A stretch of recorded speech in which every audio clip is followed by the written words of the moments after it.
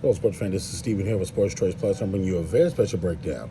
I'm going to be covering the top 5 NFL teams due to break that drought of the playoffs. Before I get right into that, I want to make sure you're subscribed to the YouTube channel so you can get all the updates and all the breakdowns. Without further ado, let's get right into it. Looking at this NFL season that's on the horizon, you have a couple of teams that are due to break those droughts because they've either drafted well, had good free agency, or just a hell of an offseason with their players improving or training. And these are the top 5 teams that are due to break out of those jams. So you're looking at, we're going to start at number 5, make our way down to number 1.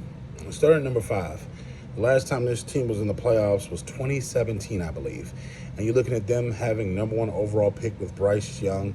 And you're looking at them having some of the best defensive players in the game with Brian Burns, Jason Horn, Derek Brown at defensive tackle.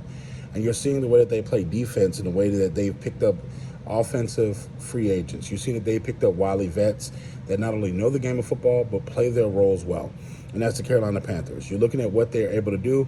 If you look at Frank, right, and what he's been able to do with the Indianapolis Colts and his quarterback play and his development, you look at what he's done in Philly, you look at what he's done at different stops. He has not only the quarterback guru skills, but he puts together a good game plan offensively. You didn't see a lot of success in Indy as far as winning those playoff games, but you did see him get those teams to a point where they were playoff caliber teams. And I'm talking about they were playing every single week like there was a playoff team. And that's the part of developing players. That's a part of making sure that the fostering of a good work environment for young NFL players so they can develop and they can get stronger, they can benefit and learn and become better pros. That's a part of what Frank Wright does, and I think that that's a big part of that. And I think the Carolina Panthers will have some success with breaking that drought. The next team we got coming up, the last time this team made the playoffs was 2015. They've seen a lot of changes as far as head coaches. They've seen the quarterback change last year. They saw a lot of different things. They even saw a couple of their defensive studs be traded. But you're looking at the Denver Broncos. With Sean Payton's arrival in Denver, this means a new playbook. This means more tempo. This means more offensive plays, more skill set. And you're going to have pinpoint accuracy on these throws. It's either Russ is going to get it right or Russ is going to be gone. You look at Patrick Surtain and Justin Simmons back there. These guys are legit corners and safeties that are playing well. These guys can not only get after it on the defensive side of the ball, but these guys can make plays. When we look at that defense, they had at least 3 to 4 games where last year the defense won the game, but the offense gave it to the other team, whether it be by turnovers, whether it be not scoring points. And you can't just you got to look at what they did last year with the disaster. They had some positives during those disastrous games. So they didn't just lose every game by big-time blowout. You had a lot of those games that were 3 points or less, 2 points or less, 1 point or less. So you got to think, Peyton can squeeze at least 8 or 9 wins out of that roster, and the rest of their talent is going to be able to be elite without the play calling and be themselves.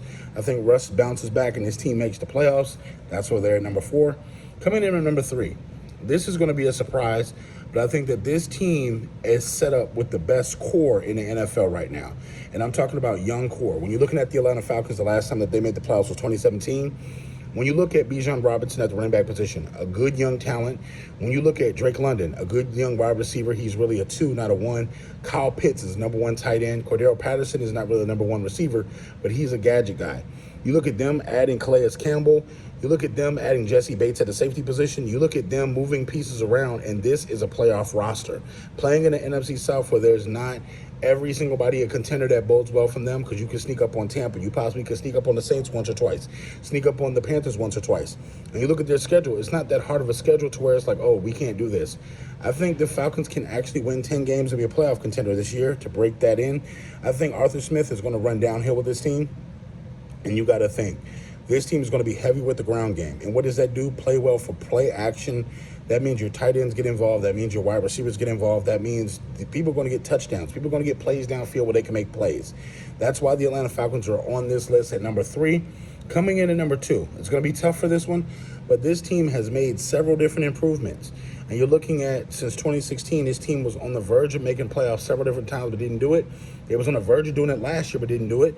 I'm talking about the Detroit Lions. The Detroit Lions played phenomenal last year down the stretch. You look at them having a couple of losses because, whether it be bad play calling, whether it be mismanagement of the clock and things like that. But the Lions are set to rebound and revamp and get into the playoffs.